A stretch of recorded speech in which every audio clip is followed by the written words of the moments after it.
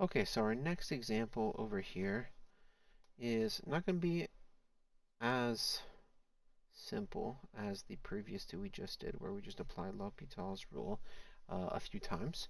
But we have the limit as x approaches 0 of the ln of x over the cotangent of x. And direct substitution here isn't an option, right? If we tried this, it'd give me negative infinity over infinity. So I'm going to apply L'Hopital's rule. So I get the limit as x approaches 0 of, and now I've actually gotten rid of my natural logarithm, right? I'm just going to have 1 over x minus the cosecant squared of x. Okay? And then the next thing I'm going to do to try and make my life a little bit easier is twofold. I'm going to first take the negative out as a constant just because I can always deal with it later, right? I don't want my limit evaluation to be messier than it needs to be. And also, I'm going to rewrite this so that it's 1 over sine. And the reason I'm going to do that is because I already have a fraction up here. If I create a fraction up here, then I can kind of get rid of this fraction in a fraction situation I have going on. Right? So I'm just going to rewrite the 1 over x part in my numerator unchanged. And I'm just going to rewrite this as 1 over sine squared x. Okay? And the reason I'm doing this is because now for my next step, I keep the negative limit as x approaches 0, and I just end up with sine squared x over x. Alright, and now I'm going to break this up into two limits, right? Because this would just give me the limit as x approaches 0. Oh, I almost forgot my negative there, so careful not to do that. Break this up into sine of x times the sine of x, right? I'm not changing anything. I'm just rewriting the square as sine multiplied by itself, because now I can separate these into two separate limits, one of which I can just do direct substitution for. So I've got the negative limit of x approaching 0 of sine of x over x. And I've also got the limit as x approaches 0 of sine of x. Okay. And what can I do now? This direct substitution is totally valid. So this becomes 0. And we did this, we solved this limit earlier, obviously, except for the negative, but the negative doesn't change much. But I'm going to solve it over here on the side if you just need a memory refresher. So I have negative limit of x approaches 0 of sine x over x. Applying L'Hopital's rule just to this limit all on its own, I'm going to get the negative limit of x approaches 0 of cosine x over 1. And now direct substitution is a totally valid option. 0 when I plug into cosine is just 1, so I'm just going to have the minus and the 1. So it's going to be a minus 1. Right? And we do have to verify this, right? Because on the off chance that this would give me infinity or somehow make the expression undefined, I can't just say, oh, no matter what number comes out of here multiplied by 0 is going to give me 0. I do have to verify that it's going to give me a determinate value. So this is going to spit out minus 1. And now I just have minus 1 multiplied by 0, which is just going to give me 0 as my final answer. Okay. Alright, so let's do our second last example.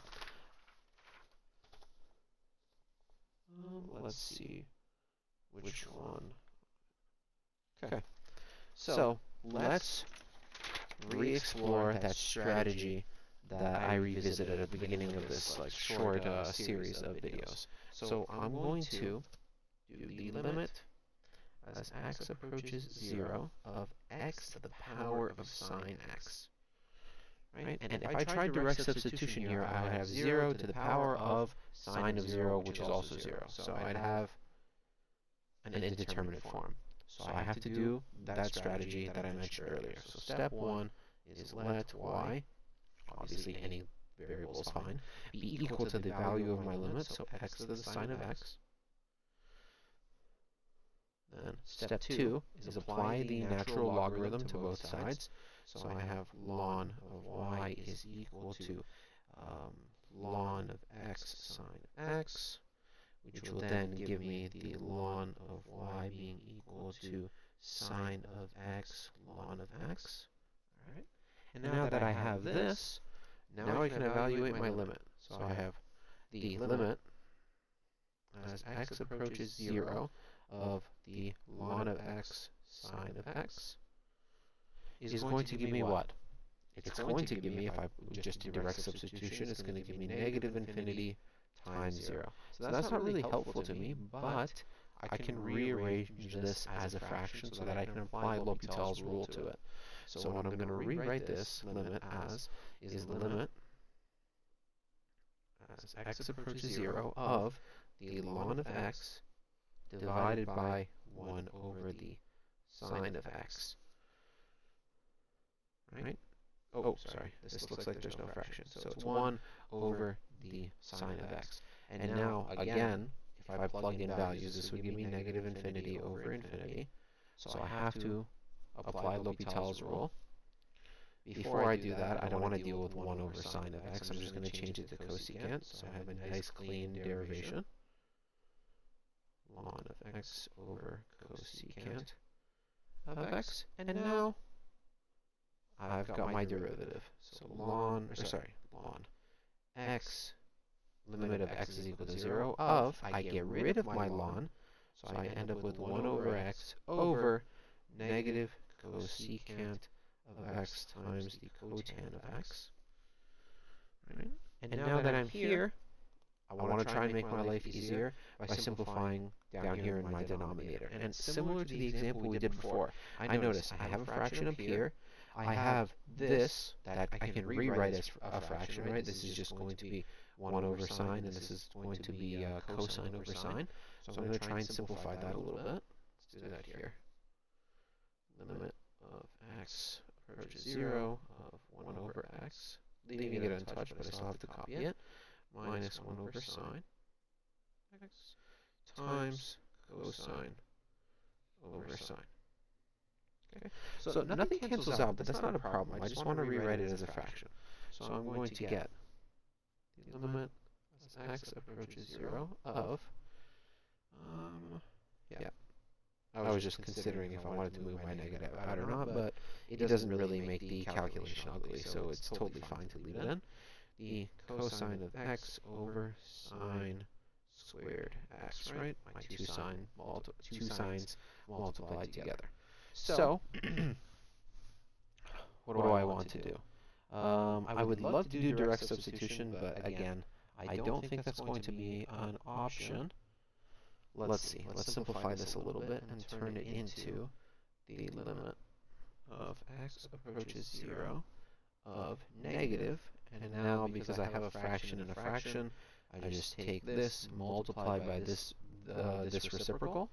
So I end up with negative sine squared x over x cos x. And I can't do direct substitution yet, because if I plug it in, I'm just going to get 0 over 0, so not going to be a fun time. But what I can do is,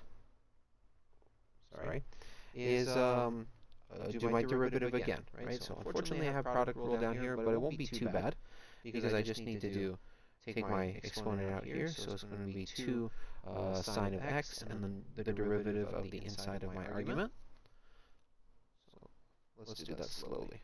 I'll speak a little slower. I don't want this video to be too long, but I also don't want to rush the question. So I'm going to have my big fraction here, the negative still is present, so I have 2 sine of x, and then the derivative of sine, which is going to be cosine of x, and then the derivative of my denominator, which is product rule, right? It's going to be 1 times cos of x. Okay. And then I have my minus x sine of x. Obviously it's plus normally, but the derivative of cosine is negative sine, so I just turn my positive into a negative. Okay? And now, plugging in 0, we can give it a try, right?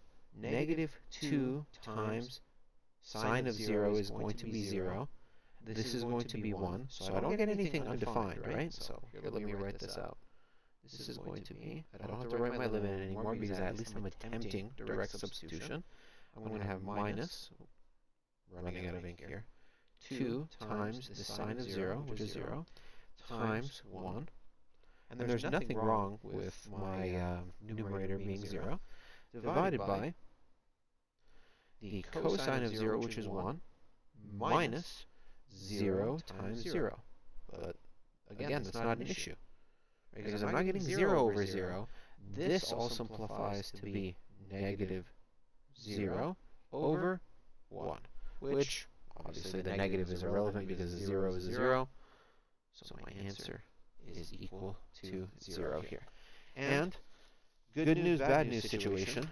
We've done the majority of the work, but this isn't our final answer. Remember, because our strategy, we have 4 steps. We've done step 1, step 2, step 3, and now we have our 4th step where the limit of x approaches 0. All that work we did is, remember, we have to take the limit of our y value, which is x sine of x, is equal to e to the power of the limit that we just evaluated. So it's to the power of 0. So super careful here. You don't want to stop here just because you've done the majority of the work. You have to remember to plug it in here so that the limit of our actual original function is equal to e to the power of our value, and then that's just going to give us 1. Okay. Very understandable mistake if you accidentally do that, because you've done the majority of the work, you get a nice final answer, but just making sure to remember that 4th step. It's just like it's very short, but it's very important. Okay? Alright, so let's do one more example. Similar strategy, but I promise the algebra is not as ugly. So, the limit of x approaching 0 of 1 plus x to the power of 1 over x. Again, direct substitution is not an option, because if I try direct substitution, it's going to be 1 plus 0, so that'll give me 1, but then to the power of 1 over 0, which is infinity. Right? I get 1 to the power of infinity, that's a determinant. So same strategy. Number 1, let y be equal to the limit we're evaluating. Step 2, apply natural log to both sides. So the ln of y is equal to, I'm going to skip the, actually, never mind, no I won't. The ln of 1 plus x to the power of 1 over x. Obviously you can skip the step, but I didn't want to. I was considering it, but I didn't do it while I was teaching. So moving this in front because of our power law, 1 over x times the ln of 1 plus x. And now, I'm going to evaluate my limit. So 3. The limit of x approaching 0 of the ln of y. So let's do the algebra here. It's going to be equal to the limit of, this should not be a fraction, that's my bad. I just did that out of muscle memory. X approaching 0 of, I just have ln of 1 plus x, and then I can just write this divided by x. I don't have to do any algebraic trick to create a fraction here. It happens all on its own. The ln of 1 plus x over x. And now, a straightforward application of L'Hopital's rule. It's not going to, doesn't involve any trick, doesn't have to be applied multiple times. I just take the derivative of the top and bottom, and I end up with the limit as x approaches 0 of, what do we have here, 1 over 1 plus x, all over the derivative of x is just going to be 1. And now, because direct substitution is valid, right, I can plug in 0, and this is just going to be 1 plus 0. So what this is just going to become is 1, right? 1 divided by 1 is just 1, and divided by 1 again is just 1. So here's our value, but it's not our final answer. Remember, we have to do step number 4, where the limit of the expression we equated to y, right, in our let statement, is equal to e to the power of 1, which, I mean, doesn't change anything. So you can just write is equal to e right away.